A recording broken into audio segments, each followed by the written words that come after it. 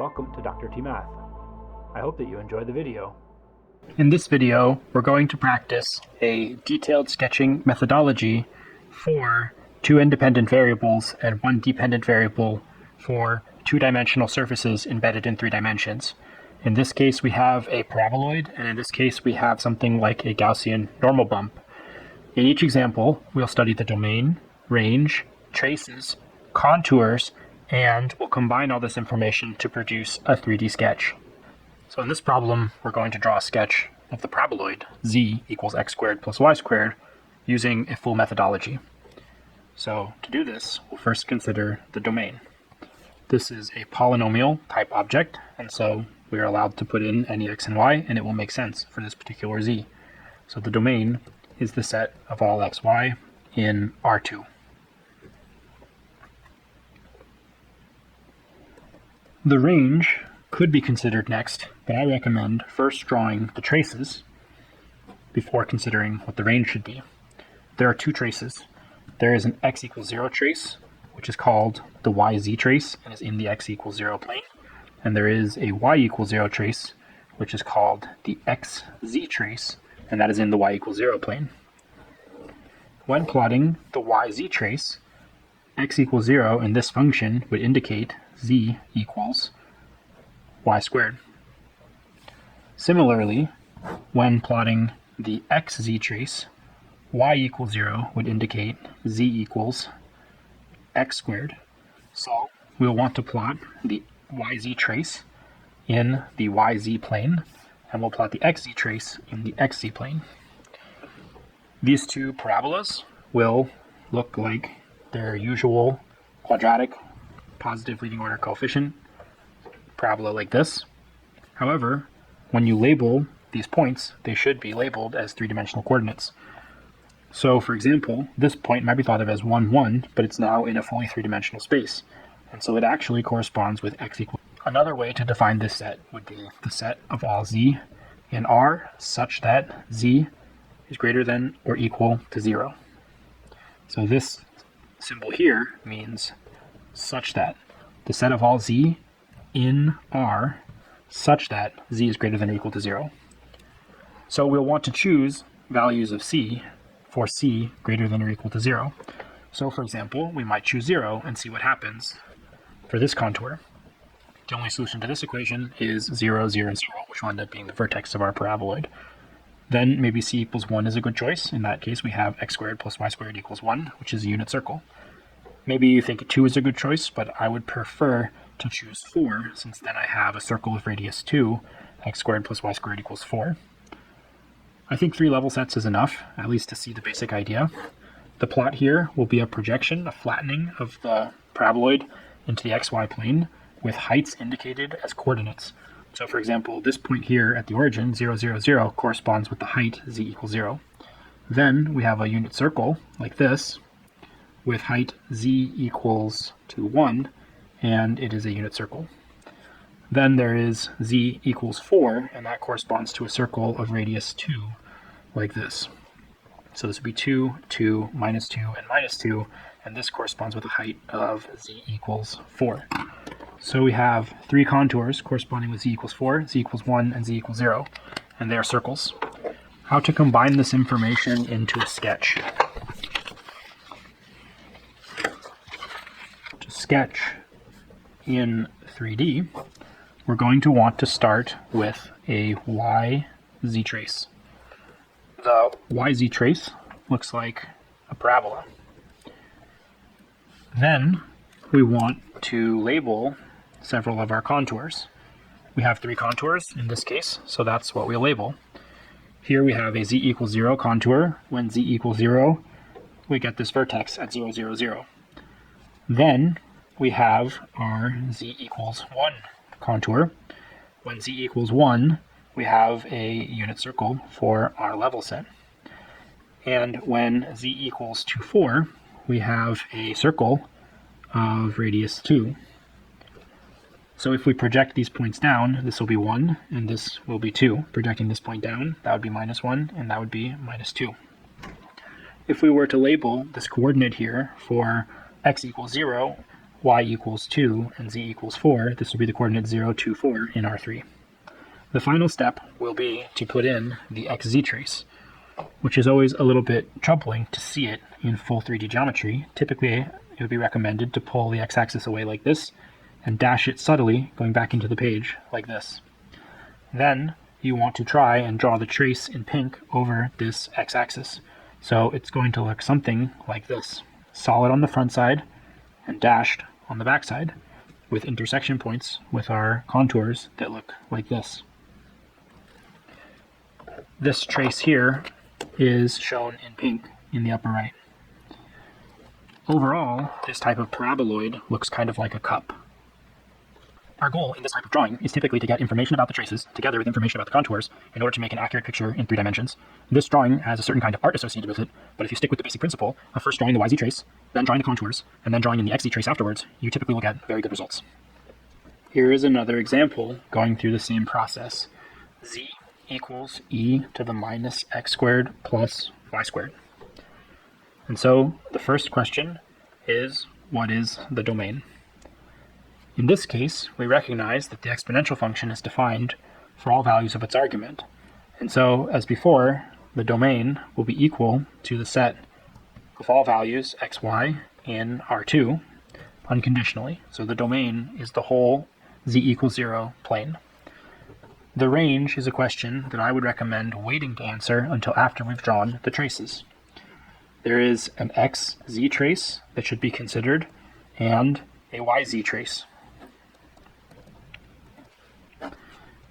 The xz trace has the property y equals 0 in the equation. The yz trace has the property x equals 0 in the equation. The xz trace equation is then z equals e to the minus x squared, and the yz trace equation will be z equals e to the minus y squared. Some knowledge of these functions is helpful for drawing the graph. This function is closely related to a Gaussian normal distribution function. At x equals 0, the value of the function is 1.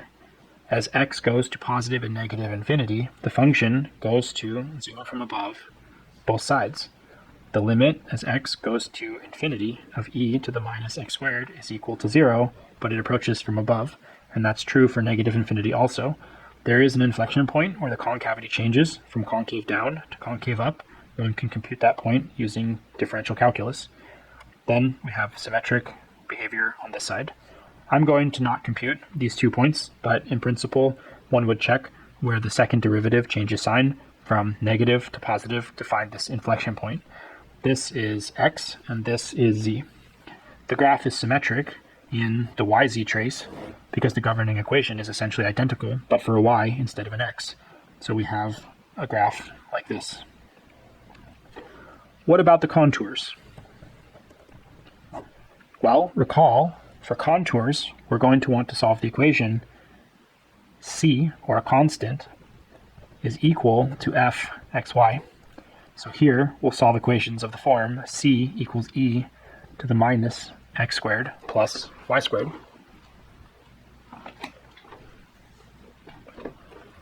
Solving this equation would yield the natural log of c is equal to the natural log of e to the minus x squared plus y squared. And so simplifying would yield the natural log of c is equal to minus x squared plus y squared with our log rules. In this case, there's a log rule being used. The natural log of e to the a is equal to a natural log of e, and then the natural log of e is 1, leaving a. And so here, we'll get minus the natural log of c is equal to x squared plus y squared, which again looks like circles. The question is, what values is this c taking on? Well, that's the question of the range. When studying the range in this problem, we see that we can get 1 all the way to 0 except excluding 0. We can have 1 all the way to 0 except excluding 0 in z. And so the range will be 0 less than z less than or equal to 1. Hence, when defining these values for our contour functions, we are only allowed to choose values of c where the c is in the range, meaning 0 is less than or equal to z is less than or equal to 1. In this case, we'll study a constant equal c is equal to e to the minus x squared plus y squared. In this case, we must choose c from the value of our range. The range in this case is informed by the trace is 0 less than c less than or equal to 1. And so we have to choose values of this c between 0 and 1. Using the range is 0 less than z less than or equal to 1, we can find contours for z equals e to the minus x squared plus y squared using c equals e to the minus x squared plus y squared for 0 less than c less than or equal to 1. And so we must choose these constants for our contours from values of the range. So candidate values might include c equals 1, which would imply 1 is equal to e to the minus x squared plus y squared. Taking natural log on both sides would give us the natural log of 1 is equal to the natural log of e to the minus x squared plus y squared, which is minus x squared plus y squared, like this. Then we would have 0 is equal to minus x squared plus y squared. This term is always positive, which implies that x equal y equals 0. If we choose c equals 1/2, then we would have 1/2 is equal to e to the minus x squared plus y squared. Taking natural log on both sides, we would have the natural log of 1/2 is the natural log of e to the minus x squared plus y squared. And then this would be equal to minus x squared plus y squared.